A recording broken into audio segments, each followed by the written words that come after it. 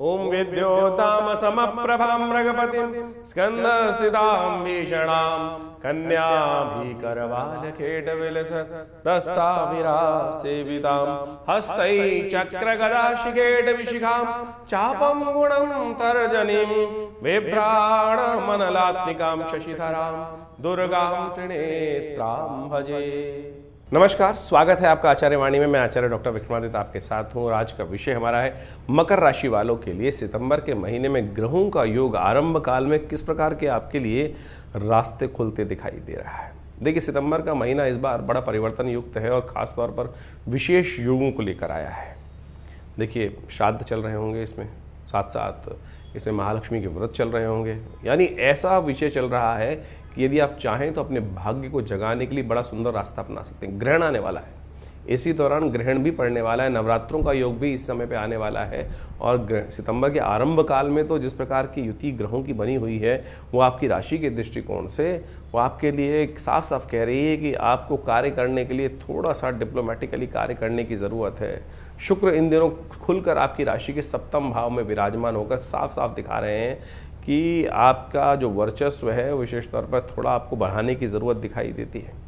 ध्यान रखिएगा, सफलता प्राप्ति के योग बनते दिखाई दे रहे हैं और बहुत सारे रुके हुए कामों को प्राप्त बढ़ाने के लिए थोड़ा बृहस्पति को ताकत देने की ज़रूरत है। बुद्धि का सहयोग थोड़ा और ज़्यादा चाहिए, किसी ज्ञानवान युक्त व्यक्ति का, कंसल्टेंट का, अच्छे व्यक्ति का, गुरुजन का थोड़ा आशीर्वाद चाहिए। यदि उनका आशीर्वाद सही समय में मिल जाए तो आपके लिए अच्छे योग बन सकते हैं। शनि अभी भी आपकी राशि में वक्री होकर जिस प्रकार से बैठे हैं वो पुरुषार्थ में कमी लाते दिखाई दे रहे हैं, जो आपको बार बार किसी न किसी कारण से हतोत्साहित कर सकते हैं। नहीं छोड़ो, कुछ नहीं, ऐसा हो नहीं पा रहा है। ग्रह हल्का है इस वक्त, समझ लें तो आपका जो बढ़ता हुआ ग्रह था आगे बढ़ने के बजाय वो पीछे आ रहा है और धीरे धीरे जीरो अंश तक पहुंचेगा भी आने वाले 2-3 महीने। तो इस शनि को लगातार ताकत देने की ज़रूरत है। देव योग से इस बार एक ऐसा योग बन रहा है जो ग्रहण काल है, उस समय में यदि 3.5 घंटे के ग्रहण काल में कुछ देर उन खास उपायों को जो हम आपको बताने वाले हैं यदि आपने वो कर लिए तो वारे न्यारे कर सकते हैं। हाँ, ग्रहण का प्रभाव भी हम आपको बताएंगे, साथ साथ कुछ दिव्य उपाय भी आपके समक्ष उपस्थित करेंगे। बहुत सीधे साधे उपाय आपके समक्ष जानकर आप यदि परिवर्तन की तरफ रास्ता अपना लेंगे तो बहुत अच्छा रहेगा आपके लिए। तो मकर राशि वालों, सुनो समझो क्या क्या आपके लिए करने की ज़रूरत है। सबसे पहले हम बात कर लेते हैं 1 सितंबर की, सोमवार का अवसर, नवमी तिथि विद्यमान है और ग्रहण क्षेत्रों के दृष्टिकोण से आपकी राशि में योग जो बना हुआ है वो कहीं ना कहीं पॉजिटिव बना हुआ है। ऐसे में थोड़ा सा उपयोग कर लेना चाहिए पॉजिटिविटी का। ऐसे में देखिए, सोमवार का अवसर है, सफ़ेद चीज़ों का दान, सफ़ेद चीज़ों का समर्पण भगवान के प्रति करें। थोड़ा दूध लेकर भगवान का अभिषेक कर लीजिए, ये आपके लिए अच्छा रहेगा। दूध का दान, पंडितों को, गरीबों को, किसी भी व्यक्ति को दूध का दान करना, पिता तुल्य व्यक्तियों को दूध का दान करना, ये आपके लिए खास उपाय है। इसको कर कर आप बहुत बढ़िया तरीके से अपने पूरे दिन को शुभ बना सकते हैं। लगता क्या है, एक 10 रुपये का गिलास दूध का देकर किसी व्यक्ति को आप अपनी सहयोग ले सकते हैं, किस्मत जगा सकते हैं। महालक्ष्मी के व्रत चल रहे हैं, लक्ष्मी प्राप्ति के लिए बड़ा सुंदर योग बनता दिखाई दे रहा है। लाभ के स्थान में आपके ग्रह बैठे हुए इस प्रकार का योग बना रहे हैं, तो क्यों नहीं इसका लाभ ले लेते। महालक्ष्मी का व्रत तो विशेष तौर पर आपकी किस्मत को जगाने वाला रहेगा, इस समय उसका प्रयोग करना बहुत ज़रूरी है। महालक्ष्मी के व्रत चल रहे हैं, महालक्ष्मी के जो व्रत चल रहे हैं विशेष तौर पर आपके लिए बहुत शुभ है। इन दिनों गजकेसरी योग आपकी राशि में बना हुआ है, ये कहीं ना कहीं आपके लिए बड़ा अच्छा है। इसका पूर्ण लाभ लेने का आपको प्रयास करना चाहिए, सोच समझकर कार्य करने का प्रयास करना चाहिए। चीज़ें आपके लिए बड़ी अच्छी तरह जा सकती हैं। महालक्ष्मी के व्रत चल रहे हैं, कोशिश ये करें। हमने विशेष तौर पर महालक्ष्मी के व्रत के दौरान पूरी व्यवस्था है कि अभी 16 दिन के ये व्रत हैं, एक दिन पहले ही आरंभ हुए हैं और इस महालक्ष्मी व्रत के दौरान हो सके तो भगवती लक्ष्मी का नित्य प्रति स्तवन श्री सूक्त का पाठ अवश्य करने का प्रयास कीजिए। ये आपके लिए बहुत शुभ रहेगा, लाभ का रास्ता आपके लिए बनाता दिखाई देगा। तो अवश्य इस समय महालक्ष्मी व्रत का विधान आपको करने का प्रयास करना चाहिए। ये महालक्ष्मी के व्रत आपके लिए संपूर्ण रूप से मनोरथों को सिद्ध करने की योग बनाएगी। हमने पिछली बार भी आपको बताया था कि ये महालक्ष्मी के व्रत जो है वो विशेष तौर पर यदि इस दौरान महालक्ष्मी के व्रत के दौरान आप भगवती महालक्ष्मी को प्रसन्न करने के लिए नित्य प्रति महालक्ष्मी के श्री सूक्त का पाठ करें। श्री सूक्त का पाठ ऐसा अद्भुत पाठ है कि जो महालक्ष्मी को अद्भुत रूप से प्रसन्न करता है और भगवती बाध्य हो जाती हैं जातक पर अपने उस कृपा को बरसाने के लिए। ऋषि भृगु के द्वारा बनाए गए ये मंत्र हैं। ओम हिरण्यवर्णाम हरणीम सुवर्ण रजस्त्रजाम चंद्राम हिरण्यमयीम लक्ष्मीम जातवेदो मावा, ये महालक्ष्मी के मंत्र हैं। तो कोशिश ये करें इनको नित्य प्रति इन 16 के 16 दिनों में इसका यज्ञ करने का प्रयास करें। वैसे तो हमने विवेकानंद योगाश्रम में पूरे 16 दिन तक महालक्ष्मी का दिव्य यज्ञ रखा है, और जो लोग इसमें सम्मिलित हो रहे हैं उन्होंने सब अपना रजिस्ट्रेशन करा रखा है। आप सब लोग उसमें भी अपने साथ अपने नाम से एक ब्राह्मण की व्यवस्था कराना चाहें तो हमारे आश्रम से संपर्क साध सकते हैं। नंबर्स आपके सामने स्क्रीन पे चल रहे हैं। और ये दिव्य प्रयोग है, जिसने भी करके देखा, हमने बहुत सारे हज़ारों लोगों पर इनका मंत्र बताया, और जिसने इस महालक्ष्मी मंत्र का जो विशेषता पर जिसको कहा जाता है श्री सूक्त, इसका स्तवन किया है। हमारे अपने जीवन में बहुत बार आवश्यकता पड़ती है, धन के बिना तो कोई कार्य चलता नहीं है, और जब भी इसका श्रद्धा विश्वास के साथ आवश्यकता के अनुसार से इसका सानिध्य मंत्र का लिया गया है, जिन ने लिया है उन पर कृपा अवश्य हुई। लेकिन मंत्र शुद्ध होना चाहिए, शुद्ध रूप से। ये 16 मंत्र जो हैं इनको शुद्ध रूप से स्तवन यदि आप करें नित्य प्रति, और इन खास दिनों में महालक्ष्मी के व्रत के दौरान। हमने ऐसे ऐसे लोग देखे हैं कि जिनके जीवन में बिल्कुल रास्ता बन ही नहीं रहा था, तो उन्होंने भी इसका मंत्र का स्तवन कर कर लाभ लेने का प्रयास किया, तो बिल्कुल परिवर्तन का रास्ता बना। तो आप भी कोशिश ये करें, इसको सही रूप से समझकर कार्य कर लीजिए। महालक्ष्मी के दिन हैं ये, 16 दिन हैं, ये पूरे वर्ष आपके लिए लाभ देने के रास्ते अवश्य बनाएंगे। तो इसको हमें अच्छे से समझ लेना चाहिए। तो मकर राशि वालों, इस बात को हमें समझ लें कि महालक्ष्मी को प्रसन्न करने के लिए खास श्री सूक्त के उपाय अवश्य अपनी सामर्थ्य के अनुसार से करने का प्रयास करेंगे तो बहुत श्रेष्ठ रहेगा आपके लिए। 2 तारीख का दिन ग्रहों के अनुसार से कैसा है, 2 सितंबर का दिन वो भी जान लीजिए मकर राशि वाले। मंगलवार का अवसर है, और ये मंगल आपकी राशि के दृष्टिकोण से मंगल करने तो आया है, लेकिन साथ साथ कुछ खर्चा बढ़ाने भी आ सकता है, ध्यान रखिएगा। अननेसेसरी लाभ के और हानि दोनों के योग बनते दिखाई दे रहे हैं, लेकिन लाभ की तरफ ग्रह ज़्यादा जाता दिखाई दे रहा है, लेकिन साथ साथ कुछ ना कुछ कोई टांग खींचता भी आपके लिए दिखाई दे रहा है। कहा जाता है ना कि जब हम आगे चलते हैं, सही सही समय अच्छा होता है, तो कुछ लोग हमारी टांग खींचने के लिए लगातार खड़े होते हैं। तो हर चौक पे कोई ना कोई खड़ा होगा, कहीं ना कहीं पकड़ के तैयार। तो लॉ नियम हर चीज़ का पालन करते हुए कार्य करने की ज़रूरत। रवि योग है, नए कार्यों को आरंभ करने के लिए दिन उपयुक्त दिखाई देता है। इस वक्त थोड़ा मंगल को ताकत दीजिए, मंगल हिम्मत जगाएगा। मंगल भाग्य में बैठा है और शनि महाराज आपके पुरुषार्थ वाले भाव में बैठे हैं, तो मंगल का दिन है। हनुमान जी का सुंदर स्तवन कर लीजिए, हनुमान चालीसा का पाठ कर लीजिए, सुंदरकांड का पाठ कर लीजिए। आश्रम पे भी रहेगा, विवेकानंद योग आश्रम में भी बड़ा व्यापक रूप से इस दिन सुंदरकांड का पाठ पहले मंगल पे रहता ही है, तो आप बड़ी श्रद्धा से उसमें सम्मिलित होइए, अपने नाम से कराइए। ये मंगल को ताकत जितनी इन दिनों प्राप्त कराएंगे ना, और बहुत जल्दी मंगल ताकत में और ज़्यादा आने वाले हैं, अपने नक्षत्र प्रवेश करने वाले हैं, उसके बारे में भी आपको बता देते हैं। 3 तारीख का दिन बुधवार का अवसर, एकादशी तिथि है, जिसके बारे में हम बात कर रहे थे। मंगल पूर्ण ताकत में आने वाले हैं, मंगल अपने ही नक्षत्र में प्रवेश करने वाले हैं, शुक्र बुध के नक्षत्र में प्रवेश करने वाले हैं। दोनों ग्रह योग आपके लिए बहुत पॉजिटिव बन रहे हैं। एकादशी के दिन ये योग बन रहा है। खासतौर पर भगवान विष्णु को प्रार्थना करें, भगवान विष्णु का आशीर्वाद लेने का प्रयास करें। कहा जाता है शास्त्र में, इस कलिकाल में विष्णु जी के निमित्त इस एकादशी के व्रत को अवश्य करना चाहिए, और ये एकादशी का व्रत पद्म एकादशी है। ऐसे में कहा जाता है भगवती महालक्ष्मी को प्राप्त, महालक्ष्मी के व्रत चल रहे हैं, और ऐसे में पद्म एकादशी के समय में विशेष तौर पर भगवान विष्णु की महालक्ष्मी के साथ सुंदर आराधना यदि आप कर लें तो बहुत कल्याणकारी योग आपके लिए बनेगा। और ऐसे में यज्ञ करना तो सबसे श्रेष्ठ रहेगा। आपकी राशि के दृष्टिकोण से आपको समझ लेना चाहिए। भद्रा है, खासतौर पर ध्यान रखिएगा, दोपहर के बाद से आरंभ होगी, तो 4 बजे के बाद नए कोई कार्य में हाथ ना डालें। इस बात का ध्यान रखते हुए कार्य करेंगे तो अच्छा रहेगा आपके लिए। 4 तारीख बृहस्पतिवार का अवसर, द्वादशी तिथि विद्यमान है। ग्रह नक्षत्रों के दृष्टिकोण से अभी हमने बताया कि महत्वपूर्ण परिवर्तन हो के चुके, मंगल पूर्ण ताकत में आ गए हैं, और शुक्र महाराज भी जिस प्रकार से बुध के नक्षत्र में जाने से चीज़ों को ऑर्गेनाइज करने की तरफ आपको अग्रसित करते दिखाई दे रहे हैं, वही ग्रहों का योग बनता दिखाई दे रहा है। सुबह सुबह चंद्रमाई परिवर्तन की तरफ जाएंगे, और ये परिवर्तन नया मोटिवेशन लेकर, नया विश्वास लेकर, नई चीज़ों को समझने की तरफ आपके लिए नए विचार के साथ आपके जीवन में उत्पन्न होता दिखाई दे रहा है। तो इसका आपको समझते हुए कार्य करने का प्रयास करना चाहिए। बृहस्पतिवार के दिन वामन जयंती पड़ रही है, हो सके तो ब्राह्मणों की सेवा, ब्राह्मणों को 5 वस्त्र, पीले वस्त्र देने का प्रयास कीजिए। आपकी राशि के दृष्टिकोण से बहुत श्रेष्ठ रहेगा। और ये आपके ग्रह प्रभाव, शनि को भी ठीक करने का प्रयास करें। शनि की 7.5 ही उतर चुकी है, लेकिन फिर भी शनि को ताकत देने की ज़रूरत है। ग्रहण आने वाला है, और हमें खास उपाय आपको बताने वाले हैं इन समस्त ग्रहों को ठीक करने के लिए, वो भी आप समझ लीजिएगा। 5 तारीख का दिन शुक्रवार का दिन है। इस दिन अब त्रयोदशी तिथि विद्यमान है, शुक्र प्रदोष है। ये ग्रह नक्षत्रों के दृष्टिकोण से ये समय आपके लिए सही पॉजिटिव थिंकिंग लेकर आ रहा है। देखिए, चंद्रमा के समक्ष बिल्कुल शुक्र बैठे हुए हैं, और शुक्र आपके व्यवसायिक चीज़ों में उन्नति देने के योग बना सकते हैं। परिवार को थोड़ा सा बैलेंस करते हुए चलने की ज़रूरत है। बहुत जल्दी जल्दी कार्य करने का प्रयास करेंगे तो कई बार क्या होता है, जल्दी जल्दी चीज़ें बहुत हो जाती। सबको साथ लेके चलना ही सबसे बड़ी बात होती है। और ग्रहण इस बार आपके लिए पारिवारिक दृष्टिकोण से थोड़ा भारी पड़ने वाला है। सोच समझ कर चीज़ों को कार्य करने की ज़रूरत है। जल्दबाजी बेकार की चीज़ों में न करें। जल्दी काम शैतान का होता है, इस बात का आपको ध्यान रखते हुए कार्य करना है। चीज़ों को बढ़िया करने के लिए, शुक्र को और ताकत देने के लिए काम करें। शुक्र प्रदोष है इस दिन।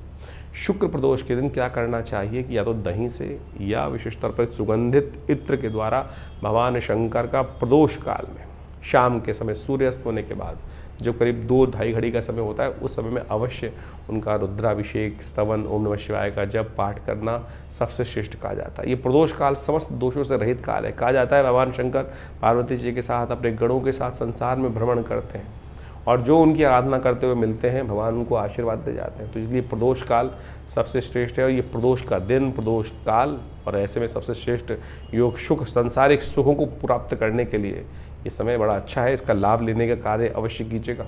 6 तारीख शनिवार का अवसर, चतुर्दशी तिथि विद्यमान है। अनंत चतुर्दशी है, अनंत फलों को देने वाली है। कहा जाता है कि गलत करोगे तो अनंत गुना पाप युक्त कार्य बन जाएगा, अशुभ योग बढ़ जाएंगे। शुभ करोगे तो अनंत शुभ फल प्राप्ति के योग बन जाएंगे। ग्रह इस दिन परिवर्तन की तरफ भी जा रहे हैं, जो आपके लिए बड़ा श्रेष्ठ योग बना रहे हैं। राजयोग का एक निर्माण कर रहे हैं। बृहस्पति की दृष्टि पूरी तरह से आपके ग्रहों पर पड़ती दिखाई दे रही है। इस समय आपके लिए बहुत पॉजिटिव परिवर्तन की तरफ जा रहा है। तो सुंदर रूप से अपने ग्रहों को ठीक करने का प्रयास करें। शनि इन दिनों थोड़े कमज़ोर चल रहे हैं। शनिवार के दिन योग पड़ रहा है। वैसे तो गणेश जी का सुंदर स्तवन बहुत सारे क्षेत्रों में चल रहा होगा, विसर्जन का कार्य चल रहा होगा। कहा जाता है कि इस दिन गणेश जी का सुंदर पूजन करके उनको सिंदूर यदि चढ़ाया जाए तो शनि का नेगेटिव प्रभाव ठीक करने के लिए बहुत सुंदर योग बन जाता है। और ये जैसे हनुमान जी पे सिंदूर चढ़ता है, ऐसे ही महाराष्ट्र में आप जाके देखेंगे बहुत सारे गणेश जी के मंदिर विद्यमान हैं, गणेश पीठ विद्यमान है, जहाँ सिंदूर हनुमान जी गणेश जी को भी चढ़ाया जाता है। तो इस सुंदर अनंत चतुर्दशी के दिन पर आप ये गणेश जी को सिंदूर अर्पित करने का प्रयास करें तो आपके लिए बड़ा शिष्ट काल रहेगा। लाभ का योग बन सकता है। 7 तारीख रविवार का अवसर, और इस दिन पूर्णिमा है, ग्रहण पड़ रहा है, श्राद्ध भी आरंभ हो रहे हैं, कई ग्रह नक्षत्रों का योग बन रहा है। जिस प्रकार से उन चीज़ों को सबको समझते हुए कार्य करने का आपको प्रयास करना चाहिए। ऐसे में विशेष तौर पर ग्रहण का काल भी रहेगा, तो इसमें सब चीज़ों को समझते हुए कार्य कर लें तो अच्छा रहेगा। ग्रहण के साथ साथ आपकी राशि के दृष्टिकोण से योग जो बन रहा है वो भी आप समझ लें। गज केसरी योग विद्यमान हो चुका है आपकी राशि के दृष्टिकोण से। ये समय आपके लिए उन्नति का योग बनाता दिखाई दे रहा है, लाभ का योग बनाता दिखाई दे रहा है। बस थोड़ा सा आशीर्वाद चाहिए। भगवान का सुंदर पूजन करें, माता पिता का सुंदर आशीर्वाद लें। पूर्णिमा का दिन है, सत्यव्रत कथा लें। देखिए ये एक बात और समझ लें कि ग्रहण काल जो है वो विशेष तौर पर 12 बजे के आसपास तक सूतक आरंभ होगा, तो उससे पहले पहले ये समस्त कार्य अपने पितरों के निमित्त श्राद्ध इत्यादि निपटा लें तो अच्छा रहेगा आपकी राशि के दृष्टिकोण। नहीं तो फिर ग्रहण काल आरंभ हो जाएगा तो उस समय में ना सत्यव्रत कथा हो पाएगी, भगवान सत्यनारायण का पूजन नहीं हो पाएगा। चंद्र ग्रहण है, 10 घंटे पहले सूतक लगता है, तो दोपहर को करीब 11:15 बजे के आसपास सूतक लगेगा। तो उससे पहले पहले जिनका जो श्राद्ध करना है पूर्णिमा का वो कर सकते हैं, सत्यनारायण की कथा कर सकते हैं। तो ये आपके लिए बहुत ज़रूरी है। भाद्रपद पूर्णिमा के दिन चंद्र ग्रहण लग रहा है और ये ग्रहण बहुत विशेष है। इस ग्रहण को आपको अच्छे से समझ लेना चाहिए। ग्रहण किस कारण से कहाँ पड़ रहा है और किसका प्रभाव किस प्रकार से होगा। ये ग्रहण जो है 3.5 घंटे का ग्रहण है और पूरे भारत में सब जगह दृश्य रहने वाला है। इसका प्रभाव भी बड़ा विचित्र प्रकार से जीवन पर पड़ने के योग बनने वाले हैं। चंद्रमा जिस प्रकार से शनि की राशि में स्थित होकर ये ग्रहण का योग बना रहे हैं, ये पूरी तरह से मन का और जो प्रभाव है वो विशेष तौर पर हर राशि के अनुसार से इसका प्रभाव होगा। और उसके अनुसार से देखिए चंद्र ग्रहण, सूर्य ग्रहण जो है वो भारतीय संस्कृति में ये पर्व काल बताए गए हैं। बहुत सारे लोगों ने इसको भ्रांति बना लिया और पता नहीं बहुत सारे ऐसे ऐसे नियम बना दिए गए हैं जिनका शास्त्र में कहीं कोई औचित्य नहीं है। जैसे जैसे काल पद्धति आती गई लोगों ने इसको अपने अनुसार से बहुत अनेक प्रकार से अपनी भावनाएं पता नहीं कहाँ करती गई। और एक बात समझें कि ग्रहण कोई अशुभ काल नहीं है। ग्रहण एक पर्व काल के रूप में ज्योतिष विज्ञान के अनुसार जब पंचांगकर्ता लिखते हैं तो उसके संपूर्ण ग्रहण को पर्व काल कहा जाता है। और ये केवल विशुद्ध आध्यात्मिक है, अपनी आत्मिक उन्नति, जीवन के कष्टों को दूर करने के लिए वो काल बताया गया है। इसका प्रभाव लोगों ने इसका अनुभव किया और उसकी छाया जो होती है वो कभी शुभ नहीं होती। इसकी छाया से बचने के लिए अनेक बहुत प्रभाव होता है।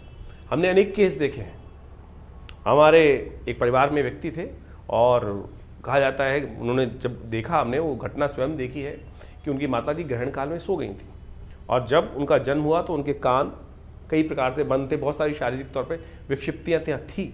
तो ऐसा घटनाएं बहुत सारी होती हैं। उसी घटना को बचाने के लिए शास्त्र में कहा गया है कि ऐसे समय में केवल हमको भगवान परमात्मा का भजन करने का प्रयास करना चाहिए और उस छाया को दर्शन में नहीं जाना चाहिए। छाया उस यानी आप घूमते फिरें, बहुत सारे लोग तो ऐसे भी हैं कि घूमते फिरते रहते हैं, कुछ प्रभाव नहीं होता है। शास्त्र में प्राचीन काल में ऋषियों ने इस पर शोध किया कि जो ग्रहण की किरणें होती हैं, ग्रहण का समय होता है, उसकी छाया किसी प्रकार भी शुभ नहीं मानी जाती थी, इसीलिए उससे बचने के लिए। अब आप समझे, सूर्य ग्रहण पड़ रहा हो, लोग देखने का प्रयास करते थे। खगोलीय घटना तो है, जो बाहर के वैज्ञानिक हैं वो ये केवल कहते खगोलीय घटना तो है, उसका प्रभाव पड़ रहा है। अगर देखोगे तो आंखें अंधी हो जाएंगी। आप उसकी जो ग्रिडल होती है उसको देखने के लिए, उस अंगूठी को निकलते हुए देखने के लिए लोग कितने लालायित होते हैं। देख लीजिए खुली आंखों से, क्यों प्रभाव नहीं है? ग्रहण का प्रभाव है। खुली आंखों से देखोगे खगोलीय घटना को तो आंखों में प्रभाव पड़ेगा। जब उसका प्रत्यक्ष प्रभाव है तो सूक्ष्म प्रभाव भी होगा। और ज्योतिष ने, हमारे आचार्यों ने, ऋषि मुनियों ने उसके प्रत्यक्ष के साथ साथ सूक्ष्म प्रभाव को भी समझने का प्रयास किया। तो इस प्रकार से बहुत सारे आप बच्चे देखते होंगे, कई बार क्या होता है कि ग्रहण काल में जो बच्चे जन्म लेते हैं, उसके आसपास जन्म लेते हैं और उनकी माताजी की छाया ग्रहण की पड़ गई होती है, तो कई प्रकार के पैचेस स्किन पर भी आने के योग बन जाते हैं। ज्योतिष ने इस प्रकार को भी अध्ययन किया कि जो पैचेस हैं, अंग भंग हैं, वो सब उसके कारण से हो जाते हैं, तो उससे बचने का प्रयास करना चाहिए। इसलिए कहा जाता है कि ग्रहण काल में बाहर ना निकलें। और क्या कहा जाता है, और अगर एक नियम बनाया गया, एक बहुत विशेष तौर पे समझने का नियम है, ग्रहण जो विशेष तौर पे साधना करना चाहता है उसके लिए कहा गया कि उस समय भोजन ना करें, और भोजन ना करें उस समय बैठकर भजन करें, परमात्मा का आराधना करने का प्रयास करें। और यदि वो नहीं करेंगे तो क्या होता है उसके लिए, और उसके साथ साथ ये नियम बताया कि उनके लिए नियम है कि आप ग्रहण का जब सूतक काल आरंभ हो जाए तो आप भोजन ना करें और उस समय अपने आप को तैयार करें। जब ग्रहण आ जाए तो उस समय साधना करें, मंत्र जप करें और दान पुण्य करें। ग्रहण के आरंभ में आपको स्नान करना चाहिए, ग्रहण काल में यज्ञ करना चाहिए और ग्रहांते दानम, ग्रहण के अंत में दान करने की व्यवस्था है। ये नहीं तो बहुत सारे लोग क्या करते हैं कि ग्रहण काल में कौन दान लेगा? ग्रहण काल के अंत में हमें दान देने का प्रयास करना चाहिए। ग्रहण काल में जो कार्य किया जाता है, कहा जाता है उसका 100 गुना अधिक प्रभाव पड़ता है। तो इसलिए ग्रहण को पर्व कहा गया है। जो मंत्र आप जब साधारण समय में करेंगे, यदि मानसिक तौर पर ग्रहण के समय में उस मानसिक जप को कर लें तो उसका कई गुना अधिक प्रभाव हो जाता है। ग्रहण काल में यदि यज्ञ कर लें तो उसका जो वैसे ही मंत्र जप से कई 10 गुना अधिक प्रभाव यज्ञ के जप का बताया गया। मंत्र के जप का से ज्यादा 10 गुना प्रभाव यज्ञ का बताया गया है। और वही यदि ग्रहण काल में कर लेंगे तो कई गुना अधिक उसका प्रभाव, 100 गुना अधिक प्रभाव उस कर्म का उस समय में होता है। एक बार मैं कार्य कर रहा था, बहुत सारे एक व्यक्ति ने मुझसे बड़ा अजीब सा प्रश्न किया कि ग्रहण काल में हम तो शारीरिक संबंध बनाएंगे, ग्रहण काल में शारीरिक संबंध बनाते। मैंने कहा तुम नहीं हो, पहले तुमसे भी पहले बहुत सारे हुए हैं, तुमसे भी पहले इस कार्य करने के लिए बहुत सारे हुए हैं। केकसी का वर्णन शास्त्र में आता है, रावण की माता का। कहा जाता है कि ग्रहण एक संधि काल है, ग्रहण एक संधि काल है और संधि काल के अंदर हमें केवल परमात्मा का स्मरण करने का प्रयास करना चाहिए। केकसी ने संधि काल के अंदर, ऐसे ही समय के अंदर शारीरिक संबंध बना है। और कहा जाता है कि रावण की उत्पत्ति उसी लिए हुई, उसी काल में संपर्क बनाने के कारण से वो समय जिस कार्य के लिए जो श्रेष्ठ कार्य है उसको ही हमें समझने का प्रयास करना चाहिए। लोग समझते नहीं है। शास्त्र में इस कथा को वर्णित किया गया है कि संध्या काल में, और ऋषि कह रहे थे अरे क्या करने जा रही हो तुम, इस समय में परमात्मा कामातुर होकर इस समय का संबंध बनाने का समय नहीं है, ये समय कुछ और होता है। लेकिन केकसी मानी नहीं, और केकसी ने उसके कारण से ही रावण की उत्पत्ति हुई। तो यानी आप समझे कि बहुत सारे लोग आज की तारीख में खुराफात दिमाग में लोगों को चलती रहती है, और जैसी खुराफात आपने जो प्रश्न आपके मन में उठ रहे हैं, हमारे शास्त्र इतने बड़े हैं कि कहीं ना कहीं उस आपसे पहले वो प्रश्न लोगों के मन में उठ चुके हैं। और इस प्रकार के जब मैं एक प्रोग्राम कर रहा था तो मुझे याद आ गया, तो ये ऐसा प्रश्न एक व्यक्ति ने मुझसे किया, तो मैंने यही सार उस समय उपस्थित किया था कि आप पहले नहीं है भैया, आपसे भी पहले बहुत सारे लोग इस प्रकार का व्यभिचार कर्म कर चुके हैं, तो उसका प्रभाव होता है। तो आप समझें, ये ग्रहण काल जो है, ये पर्वकाल जो इस दिन बनने जा रहा है, जो समय चंद्र ग्रहण का बन रहा है 3.5 घंटे का रहेगा, करीब रात्रि में भारत के टाइम के अनुसार से समझें तो करीब 21 बज के यानी 9:57 पे शुरू होगा ये समय, और रात्रि में अगले दिन जो समय रहेगा, जिसको गणनाओं में लिखा जाता है 25 बजे, 25:27, यानी रात को 1:27 तक ये ग्रहण काल चलने वाला है। कोशिश करें इस समय भगवान के नाम का स्मरण करें। हमने विवेकानंद योगाश्रम में इस पूरे ग्रहण काल के अंदर यज्ञ रखा है और उसमें बहुत सारे विभिन्न मंत्रों का, विभिन्न प्रयोगों का हम सामूहिक तौर पे बहुत सारे कार्य करते ही आए हैं। और ऐसे में कहा जाता है कि अपने कष्टों को दूर करने के लिए हमें अवश्य कुछ ना कुछ भगवान का स्मरण, मंत्र जप अवश्य अपने रूप में रहने का प्रयास करना चाहिए। उससे आपके जीवन में कष्ट दूर होने का योग बनेगा। ये सिद्धांतिक तौर पर हमें समझ लेना चाहिए। ये बिल्कुल सत्य प्रमाणित चीज़ें हैं, इसमें कहीं कोई कपोल कल्पित नहीं है। आप समझें, ग्रहण काल के अंदर क्या कहा जाता है कि अगर ग्रहण के पंचांग के अंदर नियम सोचें कि जो ये नियम है ये साधक के लिए हैं। अबाल, जो बच्चे छोटे, जो बच्चे हैं, प्लस जो वृद्ध है या बीमार है, वो दवाई भी खा सकते हैं, वो अपना भोजन भी कर सकते हैं। ये भोजन का नियम जो है, यदि ये वो नियम होता कि ऐसे में कुछ विकड़ने पड़ती हैं और विकड़ने पड़ने से भोजन सब खराब हो जाता है, तो फिर क्यों बच्चों को और वृद्धों को और साथ साथ जो बीमार हैं उनको उससे नियम से हटा दिया गया? अब ये भ्रांति कहाँ से फैली? पंचांग, किसी पंचांग को उठा के देखो, उसके अंदर पंचांग करता या ग्रहण के नियम के वली के अंदर ये लिखा गया है कि ये जो नियम है इसमें बच्चों के लिए नियम नहीं है। ये नियम जो है वृद्धों के लिए नहीं है, बीमारों के लिए नहीं है। वो अपने जो नियम कर रहे हैं वो कर सकते हैं। ये साधना के नियम है। तो आज जो एक से एक विद्वान लोग उपस्थित हो जाते हैं और कह देते हैं कि खाना खराब हो गया, ऐसा हो गया, वैसा हो गया, ये बाह्य बातें लोगों ने उपस्थित कर दी। तो इसको उस प्रकार से ना लें। मैंने आपके समक्ष, हमने यहाँ में बहुत छोटा सा एक विवेचना यहाँ अपनी मति के अनुसार से उपस्थित करने का प्रयास किया है। खैर, ग्रहण के काल में आप कोशिश ये करें अवश्य अपने मंत्रों को, जो कष्ट जीवन में चल रहा है उससे निवृत्ति करने के लिए भगवान के मंत्र जो है, जो भी आपके ग्रहों के मंत्र हैं, कैसे भी मंत्र हैं, भगवान शंकर के मंत्र हैं, महामृत्युंजय मंत्र है, उन सब का यथाउचित भाव से जप करने का प्रयास करें, कीर्तन करें, भगवान के नाम का मानसिक तौर पर स्मरण करने का प्रयास करें। यज्ञ कर सकते हैं, मूर्ति पूजा नहीं। मूर्ति पूजा उस समय में नहीं करनी चाहिए। शास्त्र में मूर्ति को ढक दिया जाता है, शास्त्र के दृष्टिकोण से मना कर दिया जाता है कि मूर्ति को स्पर्श करना, क्योंकि वो सूतक काल माना जाता है, मूर्ति को स्पर्श ना करें। हाँ, यज्ञ कर सकते हैं। ये आर्णिक, सूत्रावली, बहुत सारे ग्रंथों में इसको कहा गया है। मंत्र महार्णव इत्यादि समस्त ग्रंथों में, नियम में, धर्म सिंधु के अंदर इस बात को वर्णित किया गया है कि ग्रहण के आरंभ काल में हमको क्या करना चाहिए। ग्रहण आरंभे हमको स्नान करना चाहिए, ग्रहण काले यज्ञ करना चाहिए, ग्रहणांते हमें दान करने का प्रयास करना चाहिए। तो आपकी राशि के अनुसार से क्या कुछ होने वाला है वो भी आपको समझने को मिलेगा। बहुत बढ़िया तरह से हमने इन सब चीज़ों को यहाँ रखने का प्रयास किया है।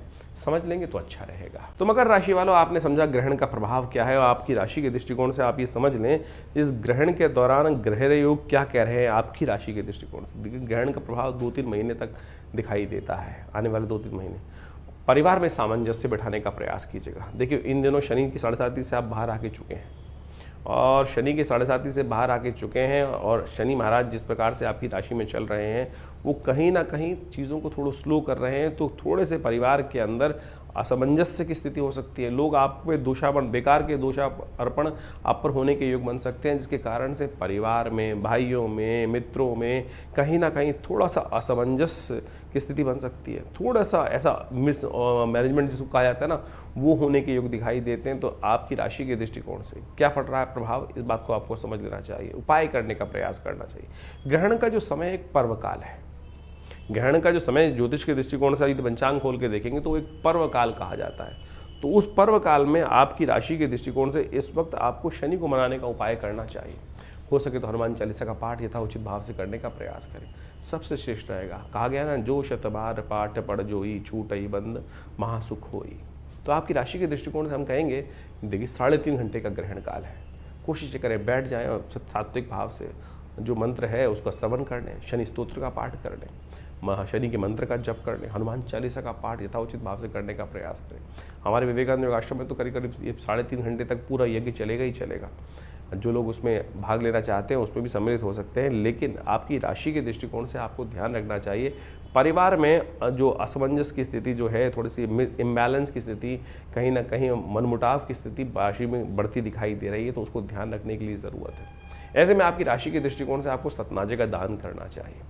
शास्त्र कहता है कि ग्रहण के आरंभ काल में स्नान करें और थोड़ा तिल डाल कर स्नान कर लेंगे तो आपके लिए बहुत अच्छा रहेगा। पानी में तिल डाल दीजिए थोड़ा सा, उसके बाद उस जल से स्नान कर लीजिए ग्रहण के दौरान जब आरंभ काल हो रहा हो। फिर ग्रहण के समय तिल के द्वारा ही यदि यज्ञ कर लें और आपकी राशि के दृष्टिकोण से अंत में आप बहुत बढ़िया काम कर सकते हैं कि सतनाजे का दान हाथ लगा दीजिए, सुबह गरीबों में उसको बंटवा दीजिए, किसी मंदिर में छुड़वा दीजिए, गरीबों को भिजवा दीजिए, किसी भी धर्म स्थल में भिजवा दीजिए, वो आपके लिए बड़ा श्रेष्ठ रहेगा ये करना।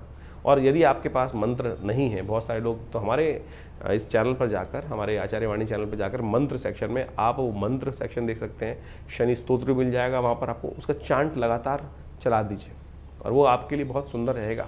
हमारे फेस पेज पर जाकर बहुत सारे मंत्रों की बहुत सारे जो वीडियोज़ हैं पढ़े हैं, उन मंत्रों को वहाँ सही से श्रवण कर आप उसको चला दीजिए, यज्ञ कर लीजिए, साथ में घर बैठ के कर लीजिए, कोई व्यवस्था नहीं है। हमारे चैनल पर एक यज्ञ की पूरी सीडी भी है जो पूरी 45 मिनट की यज्ञ की है, उसको कर लीजिए, सारे मंत्र उसके अंदर बताए गए हैं, करे गए हैं, तो आप ये सब कर लें तो ग्रहण काल में आपके लिए बहुत अच्छा रहेगा। कल्याणकारी योग आपके लिए बनते दिखाई देंगे। इस बात का ध्यान रखते हुए कार्य करेंगे तो बहुत अच्छा रहेगा आपके लिए।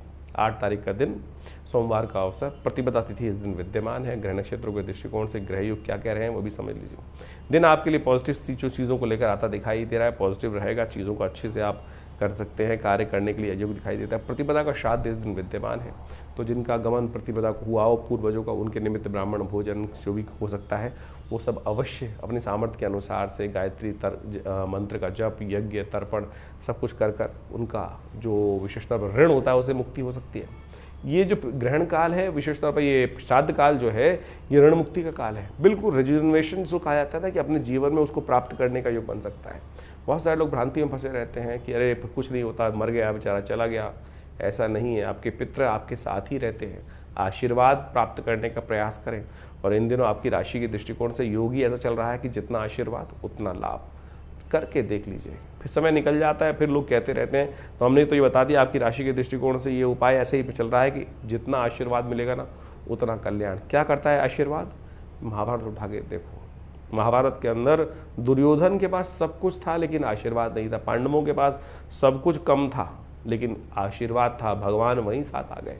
विनम्र रहेंगे, आशीर्वाद लेंगे तो सब कुछ होगा। आपकी राशि के दृष्टिकोण से ऐसा योग बना हुआ है आज के दिन तो खास तौर पर।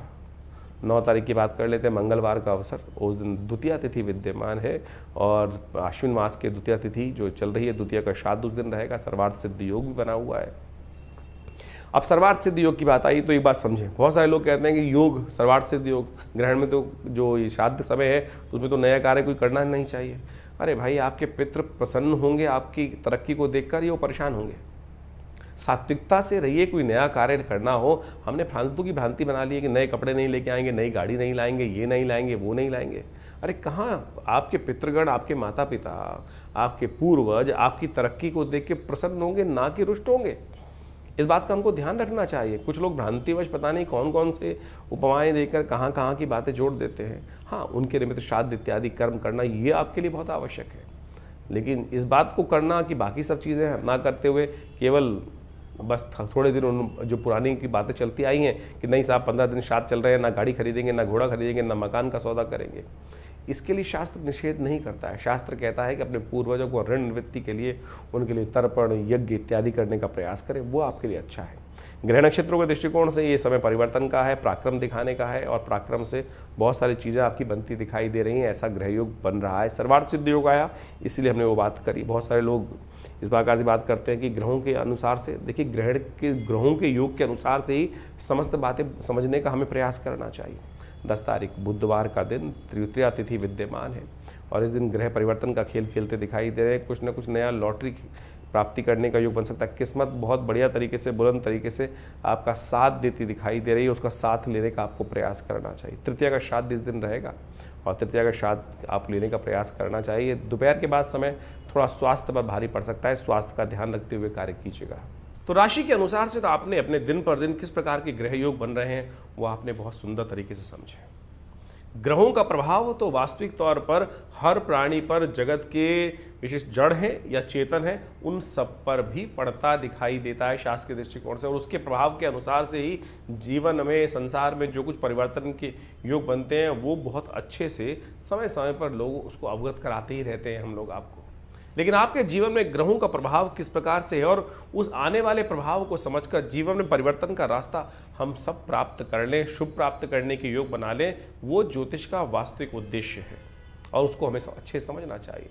जो ये पर्व इत्यादि समय समय पर आते रहते हैं वो केवल पर्व नहीं है, केवल हर्षोल्लास के लिए, आनंद के लिए दिवाली पर पटाखे चला लिए, होली पर हमने रंग खेल लिया, ये केवल वो औचित्य नहीं है। वास्तविक तौर पर एक बात समझ लें, ज्योतिष के साथ साथ पुराण इत्यादि समस्त शास्त्रों में जो रहस्य बताए गए हैं कि हम इस जो पर्व काल है, जो समय है, चाहे वो ग्रहण पड़ रहा है, इस समय में जो ग्रहण पड़ रहा है उसके अनुसार से आपने अपनी राशि के अनुसार से प्रभाव समझाई, लेकिन उन सब पर्व कालों में किस प्रकार से आप अपने जीवन में अपने कष्टों को दूर करने के लिए रास्ता ढूंढ सकते हैं, रास्ता बना सकते हैं, वो वास्तविक तौर पे शास्त्रों का विशेष प्रभाव है और विशेष उद्देश्य है। उसी के लिए इन समस्त कथाओं की संरचना की गई है।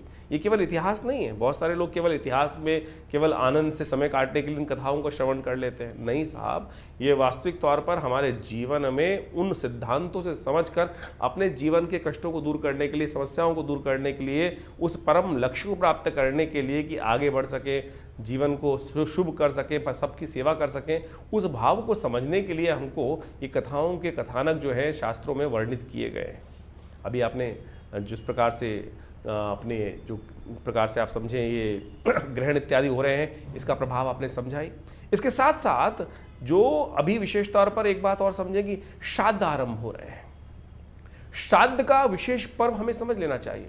ये श्राद्ध का जो काल है, ये विशेष तौर पर हमारे दायित्व का समर्पण है, ऋण का समर्पण है, ऋण से निवृत्ति का मार्ग है। जो हमारा कर्तव्य अपने पितरों के प्रति है, उससे निवृत्ति का मार्ग बताता है।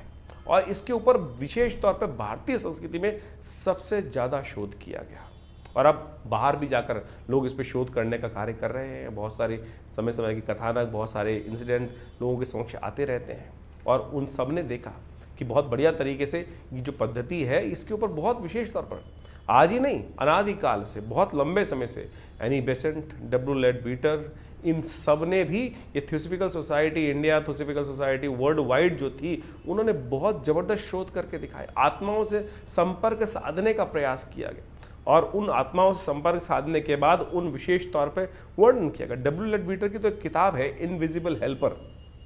यदि आप उस किताब को पढ़ने का प्रयास करेंगे, समझने का प्रयास करेंगे, उसमें जो इंसिडेंट बताए गए हैं उन्होंने उनको सही से समझोगे तो सही रूप से समझना कि जीवन में बहुत सारे कष्टों को दूर करने का योग बना सकते हैं।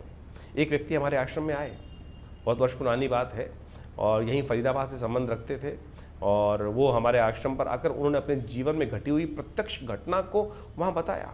बहुत अद्भुत घटना है, समझनी चाहिए कि किस प्रकार से उस घटना क्रम से कैसे उनके जीवन में परिवर्तन आया।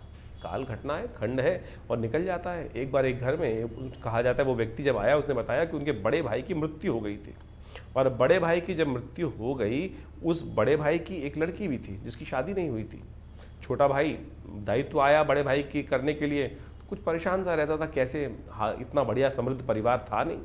ये घटना आज से बहुत लंबी पुरानी नहीं, कुछ ही वर्ष पुरानी घटना है। और हमारे आश्रम में हमारे पिताजी उन दिनों विद्यमान थे, उनके समक्ष आकर उसने जब ये बात रखी, आज बाई चांस वो बात हमको याद आ गई। हमको समझना चाहिए किस प्रकार से दिवंगत आत्माएं आपके जीवन में आकर आपके कष्टों को दूर करने का योग बना सकती हैं। वो व्यक्ति आश्रम पे आया और उसने बताया कि इस कारण से घटना घटी, बड़े भाई चले गए, घर में एक बड़ी लड़की भी थी और साथ में बहुत सारे और भी दायित्व थे जो निर्वाह नहीं हो पाए थे। एक दिन रात में जब वो छोटा भाई सो रहा था तो उसको ऐसी ही कोई खटपट सुनाई थी, और ऐसा लगा कि जैसे बड़ा भाई जिसकी मृत्यु हो गई थी वो कह रहा हो आकर उसके कान में, कह रहे उठ, तेरे घर में चोरी होने वाली है, भैंस को कोई चुरा के ले जाने वाला है। एकदम उसको उठा, खटपट से आवाज़ सुनकर जैसे उठा तो देखा भैंस खुली हुई है, और उसको लगा ऐसे ही कुछ हुआ होगा, भैंस खुली पड़ी होगी या कोई चोर वोर होगा, भाग भूग गया होगा, किसी ने खोली। कैसे खुल गई? रस्सा खुला हुआ था, यानी वो व्यक्ति ने ये बात रखी, उसने दोबारा बांध बूंद दिया। 2-3 दिन बाद फिर एक घटना घटी, उसके आभास हुआ कि रात्रि में उसके भाई जो दिवंगत थे वो आके उसको बोल रहे हैं, चिंता मत कर, तो तू इतना परेशान रहता है कि जो घर के जो दायित्व है, बिटिया की शादी, ये सब हो जाएगी। मैं तेरे को एक रास्ता बता रहा हूँ, इस रास्ते को अपना। वो जो व्यक्ति गाँव में बैठा था, जो छोटा आदमी था, जो छोटा भाई था, वो सट्टे का काम करता था। सट्टे का काम उन दिनों बहुत ज़्यादा चलता ही है, सट्टे में अनाज की खरीद फरीद के उनमें सट्टे का काम करता था। उसने उस भाई को सपने में आके बताया कि इस चीज़ के दाम आने वाले कुछ दिन तक लगातार बढ़ने वाले हैं, थोड़े से पैसे लेके इसमें लगा दियो, और जो पैसा फ़ायदा हो उसके द्वारा बिटिया की शादी कर दियो। उसने कुछ दिन देखा और उसके बाद जब वो चीज़ का अनुभव हुआ तो उसने थोड़े से पैसे लेकर उसमें लगाए और उससे उसको लाभ हुआ। यानी वो दिवंगत आत्मा आपके प्रति किस प्रकार से निष्ठावान है, आपके भी पूर्वज आपके प्रति सुंदर रूप से निष्ठा रखते हैं। बहुत सारे लोगों ने ये भ्रांति फैला दी कि पितृ रुष्ट हो गए। पितृ रुष्ट, अरे पितृ रुष्ट कभी क्यों? आपके माता पिता बड़े बुजुर्ग आपसे रुष्ट नहीं होते। आप अपना कर्तव्य का पालन नहीं करते हैं। कर्तव्य जो निष्ठ नहीं है, जो उनको क्या चाहिए, उनको आपके पितरों को क्या चाहिए? केवल जल ही तो चाहिए, समर्पण चाहिए, श्रद्धा का समर्पण ही तो चाहिए। जो शास्त्र में कहा गया है कि भाई तुमको ब्राह्मण भोजन करा दो, गरीब को अन्न करा दो, गाय को ग्रास डाल दो, यही तो कहा गया है। इसी से पितृ ऋण से निवृत्ति आती। पितृ दोष नहीं होता, पितृ ऋण है जो आपके ऊपर चलकर परेशान करता है। हम भूलते चले जा रहे हैं उन दिवंगत आत्माओं को जिनके प्रति हमारा कर्तव्य था। पुराने जमाने में कोई भी शादी हो, ब्याह हो, अपने पितरों के निमित्त एक थाली निकालने की व्यवस्था चलती थी और वो पितृ रहते हैं आपके आसपास, कहीं दूर नहीं जाते। हमारे शास्त्रों में 3 पीढ़ी तक हर व्यक्ति को, चाहे छोटा भाई है, चाहे बड़ा भाई है, चाहे बहन है, चाहे स्त्री है, चाहे पुरुष है, हर व्यक्ति को अपने पितरों के निमित्त वो तर्पण करना, वो भोजन कराना, गरीबों को भोजन कराना शास्त्र में वर्णित है। केवल ब्राह्मण को ही नहीं, इस बात को कि बहुत ब्राह्मण यदि जमा सके तो बहुत श्रेष्ठ है। भारतीय संस्कृति में जिस प्रकार से बताया है, नहीं तो किसी भी भिक्षुक को, किसी भी गाय को, बहुत सारे शास्त्र में कथाएं आई हैं कि ब्राह्मण नहीं मिल रहे थे लोगों को तो गऊ को भी खिलाया लोगों ने, और वही कर्तव्य शास्त्र में बिल्कुल ठीक हुआ। तो आप समझें कि भारतीय संस्कृति में जो ये बात बताई गई, जो श्राद्ध आ रहा है, इसका ध्यान रखिएगा। अपने पितरों के निमित्त नित्य प्रति यदि ये 5 कर्म कर सके, एक तो ब्राह्मण भोजन, गऊ को ग्रास निकालना, और उसके अलावा कोशिश करें गायत्री जप या यज्ञ अपने पितरों के निमित्त अवश्य यथाउचित भाव से कम 1 माला स्वयं कर सकते हैं। मानसिक तौर पर माला लेके बैठ जाएं और अवश्य उनके निमित्त कर दें, हाथ में जल लेकर उनको उसका कहते हैं कि ये दिवंगत आत्माओं की आत्म शांति के लिए उनके लिए किया गायत्री का जप कर लीजिए। और साथ साथ तर्पण इत्यादि, तर्पण करना, तर्पण हर रोज आपको करने के प्रयास करना चाहिए। थोड़ा जल लेकर इस पितृ तीर्थ से, अंगूठे से लेकर इस क्षेत्र से, इन पूरे के पूरे जो 16 दिन पड़ेंगे, पितृपक्ष जो आता है, हर रोज अपने जिसमें जो भी दिवंगत आपको याद है, ऋषि तर्पण, पितृ तर्पण, हमें दिवंगत जो करना चाहिए अवश्य शास्त्र में नियम है, उनको करने का पूरा विधान शास्त्र में वर्णित है। किसी अच्छे विद्वान ब्राह्मण के द्वारा करा देंगे तो बहुत अच्छा लगेगा। तो ये सब चीजें, अभी तो एक बहुत बड़ी घटना घटी, विश्व के एक बहुत बड़े, अमेरिका के एक बहुत बड़े एक्टर हैं, उनके परिवार में किसी की मृत्यु हुई और वो व्यक्ति, जो लड़का था उनका, वो बार बार उनके सपनों में आ रहा था और सपने आके उसको लगता था कि ये स्थिति इसकी अच्छी नहीं है। बहुत कुछ उसने अपने धर्म के अनुसार से, ईसाईयत के अनुसार से करने का प्रयास किया, लेकिन वो बहुत से डॉक्टरों को दिखाया, एक बहुत बड़ा एक्टर है, और उनके साथ वो घटना घटी। और फिर वो भारत में आते हैं और जब कुछ कई साइकोलॉजिकल, उनको लगा कि साइकोलॉजिकल डिसऑर्डर हो गया, साइकेट्रिस्ट को दिखाया, बहुत सारे, जिस प्रकार से कोई रास्ता नहीं निकल रहा था। लेकिन फिर जब भारत में आए और संपूर्ण रूप से तर्पण इत्यादि का जो कार्य जो भारतीय संस्कृति में बताया गया, विद्वानों के द्वारा कराया गया, फिर उसने अपनी ऑब्जर्वेशन लिखी है कि नहीं, उसके बाद से वो समस्या है। तो हमारे पास तो लगातार इस प्रकार के लोग पूरे विश्व से आते ही हैं, और जो जो पद्धति हमने कराई, जो जो पद्धति शास्त्र में वर्णित है, वो सब हमने कराई। तो आप सत्य माने, वो जो कष्ट जीवन में चल रहा था, लगातार आत्माएं आके परेशान, अगर आपके सपने में कोई दिवंगत आत्मा बार बार आ रही है, आपके पितरों के निमित्त जो आत्मा आ रही है, और वो किसी अच्छी अवस्था में नहीं है, तो समझ लीजिए कहीं ना कहीं पितृ ऋण है, और वो अपेक्षा कर रही हैं आपके साथ कि हमको अपना, आपके कर्तव्य जो है वो सही से नहीं कर पा रहे हैं, तो उनके लिए गायत्री जप करा दीजिए। गायत्री सवाला गायत्री जप कराना। और इन श्राद्ध काल, वैसे तो हर रोज़ हमारे यहाँ तो कहा गया है कि हर लड़के को, लड़की को अपने जो पितृगण हैं उनके निमित्त थोड़ा सा तर्पण अवश्य करना चाहिए। नित्य प्रति देवताओं की पूजा करते वक्त जो संध्या वंदन किया जाता है, उसके साथ पितरों के निमित्त तर्पण करना भी शास्त्र में बहुत ज़रूरी बताया गया है, तो आप अवश्य करें। हमने इस पितृपक्ष में आश्रम पर विशेष व्यवस्था करा रखी है कि जो जो अपने पितरों के निमित्त गायत्री यज्ञ कराना चाहते हैं, या जो विशेष तौर पर उनके निमित्त ब्राह्मण भोजन इत्यादि समस्त कार्य यदि घर पे नहीं कर पा रहे हैं, तो कम से कम अवश्य हमारे आश्रम पे पूर्ण व्यवस्था उनकी रहेगी। अपने पितरों के निमित्त गायत्री जप इत्यादि समस्त जो शास्त्र वर्णन तरीके हैं दिवंगत आत्माओं की आत्म शांति के लिए अवश्य कराने का प्रयास करें, और देखेंगे उससे मन शांति प्राप्त होती है। मन के बहुत सारे भार जो हैं, बार बार इस प्रकार की समस्याओं को ठीक करने के लिए खुद कर सके तो बहुत बढ़िया है, खुद कर सके तो बहुत बढ़िया। अपने पितरों के निमित्त एक घटना घटी, हमारे आश्रम पे आने वाला एक जातक था, और वो खूब अच्छा पिताजी के शिष्य रहे, और खूब अच्छा, बहुत बढ़िया पैसा वैसा खानदान में छोड़ के गए। और आप सत्य माने कि उनका एक दिन समय आया, शरीर पूरा हो गया। जब उनकी वार्षिक श्राद्ध कर रहे थे उनके घर वाले, तो बाई चांस वो जो कपड़े थे कुछ हल्के, जिस प्रकार के वो पहनते थे वो किसी हल्के कपड़े लेके आए। आप समझे, उस दिवंगत आत्मा ने उस व्यक्ति को आकर बताया कि क्या मैं इतना छोड़ गया, इससे संतुष्टि नहीं हुई, क्या तुम मेरे पहनने लायक कपड़े भी उस प्रकार से नहीं कर सकते। यानी दिवंगत आत्माएं आती हैं और आपसे अपेक्षा रखती हैं इतना ही कर्म करने की आपको आवश्यकता है। बहुत सारे लोग, अभी एक हमारे पास एक व्यक्ति आया, बहुत दिन पहले मैं किसी कार्यक्रम में उपस्थित था और कार्यक्रम में उपस्थित होते हुए था, वहाँ पर उस व्यक्ति ने मुझसे प्रश्न किया, शायद टीवी पे ही था, किसी टीवी चैनल पर ही लाइव डिस्कशन चल रहा था, उस पर कॉल किया उसने कि महाराज ये बताएं कि हमारे घर में ऐसी ऐसी घटना तो नहीं हो जाएगी। मैंने कहा क्यों, क्या हुआ? बोले कि कोई बीमार है, अगर वो मर जाएंगे तो हम बर्बाद हो जाएंगे। मैंने कहा ऐसी क्या बात है, क्यों बर्बाद हो जाओगे? बोले हमारे गांव में परंपरा है कि हमारे यहाँ कोई किसी की मृत्यु होने पर पूरे गांव के जो 3-4 हज़ार आदमी उनको भोजन कराने की व्यवस्था करनी पड़ती है और उसी से पितरों की निवृत्ति होती है। ये शास्त्र में कहीं वर्णित नहीं है भाई, शास्त्र में कहीं नहीं कहा गया इस प्रकार की बातें कि आप उधार लो, पैसे नहीं है और उससे लेकर लोगों को भोजन कराओ। यदि पितृ कार्य करने के लिए आप कोई पैसा उधार लेकर अपने पितरों का तर्पण इत्यादि कार्य कर रहे हैं तो पितृ उससे संतुष्ट नहीं होंगे। शास्त्र में वर्णित नहीं है। आपकी जितनी, अगर आप घास भी गाय को खिला देंगे ना तो वो भी वास्तविक तौर पर आपके पितरों के दायित्व से निवृत्ति के लिए, उनकी संतुष्टि के लिए बहुत है। आप भाव भी कर देंगे, तर्पण भी कर देंगे, जल से ही तर्पण हो सकता है।